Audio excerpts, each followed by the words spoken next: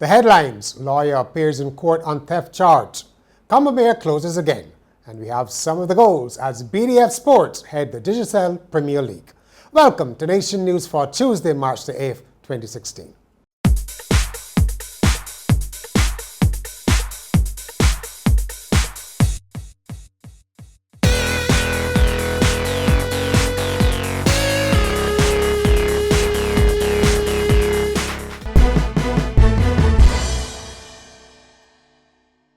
Thanks for joining us. We begin, though, with news from the House of Assembly and the presentation of the estimates of expenditure, one of the important set-piece events of the parliamentary calendar.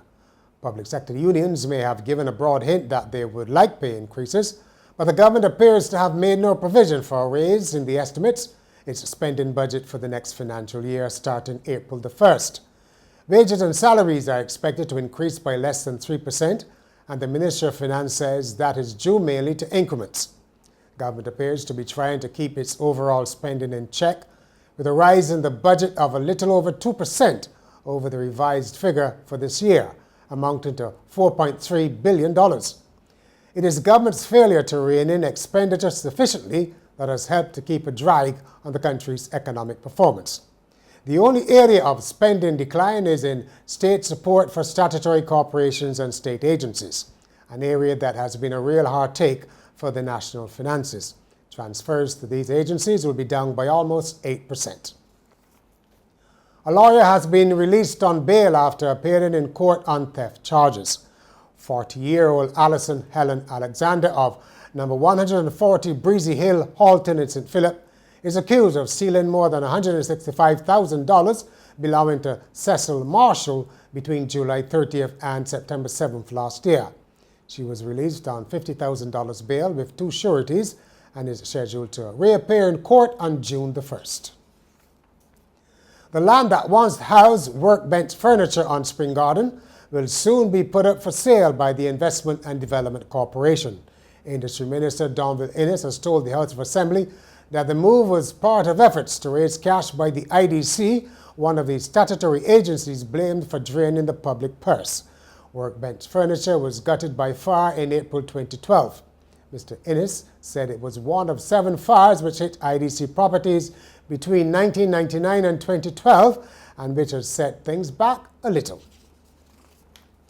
For the second time in a week, Combermere School has been closed because of a disagreeable smell.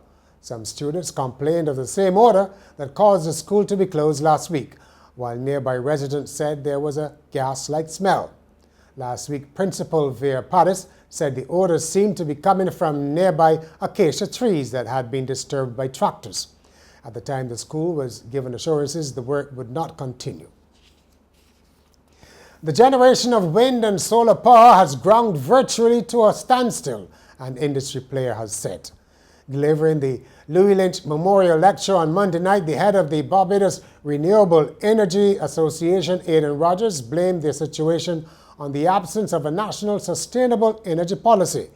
He also drew attention to high duties and taxes on hybrid or fuel-efficient vehicles, saying this has made them uncompetitive.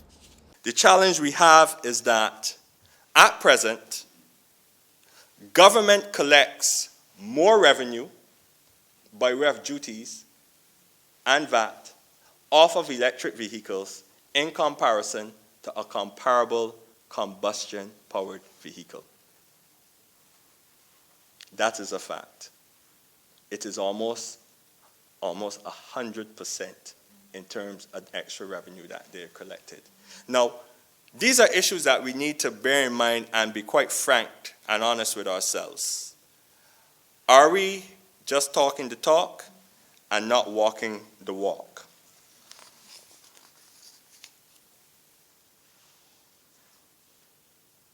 The lack of congruence between the island's short-term economic interests and the long-term climate mitigation obligations continue to militate against the adoption of more aggressive policies.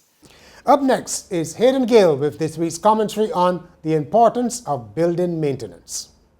Maintenance of state-owned buildings has never been a priority for successive governments. So we see and hear of the health complaints, Buildings are abandoned and subsequently fall into disrepair. Then a new one is built, only for the cycle to continue.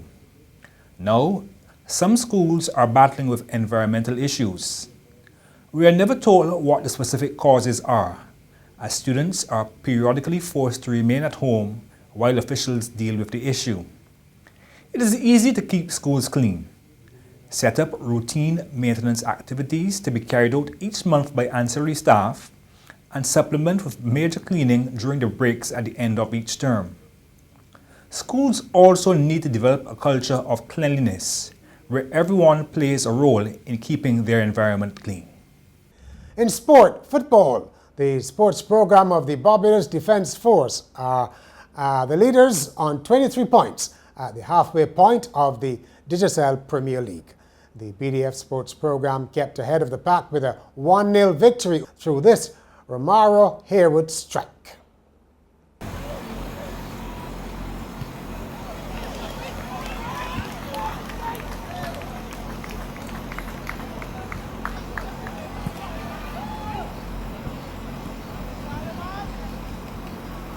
Paradise are in second place, 3 points behind, thanks to a 2-1 win over Rendezvous, and this 85th minute winner from Armando Shigalashley.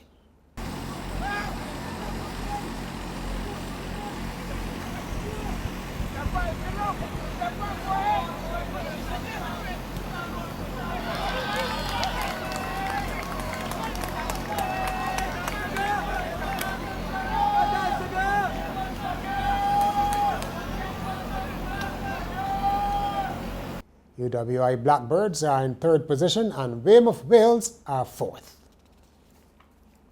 And finally, a man has been charged with trying to sneak a Brazilian man into the United States from Mexico by hiding him in the gasoline tank of an SUV. Jonathan Pantoja allegedly brought the 38-year-old inside the modified tank of a 2001 Toyota Corolla early on Tuesday at a crossing in Calexico in California. Customs and Border Protection says an imaging device spotted anomalies in the SUV's gas tank and back seats. A criminal complaint says the driver, a 48-year-old U.S. citizen, told authorities that he smuggled to pay off a $5,000 debt. And that's Nation News for Tuesday. For more news, log on to nationnews.com and follow us on YouTube, Facebook, and Twitter. And remember to pick up your Midweek Nation on Wednesday or subscribe to our e-paper.